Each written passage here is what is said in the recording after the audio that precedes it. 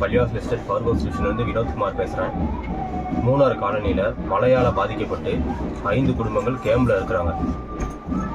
தன்னோட வருமானத்தில் பாவப்பட்டவங்களுக்கும் இல்லாதவங்களுக்கும் பல உதவிகளை செய்கிற எங்கள் அண்ணன் மூணாறு மோகன்ராஜ் அண்ணன் தன்னுடைய சொந்த உழைப்பில் 6500 ரூபா மதிப்புள்ள கிட்டு வாங்கி எங்ககிட்ட கொடுத்தாரு. அவங்களுக்கு கொடுத்துருங்க அப்படின்னு சொல்லி. ஸோ 5 குடும்பத்துக்கு 6500 ரூபா மதிப்புள்ள கிட்டு வாங்கி நாங்கள் கொடுத்துருக்குறோம்.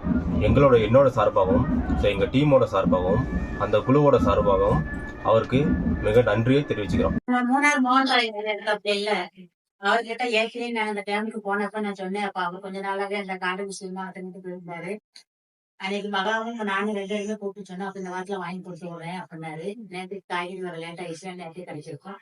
அப்ப எல்லாருக்குமே 5 பேர் 10 கிலோ அரிசியும் காய்கறி எல்லாமே தனித்தனியாவே பேக்கிங் பண்ணி கொடுத்து விட்டாரு.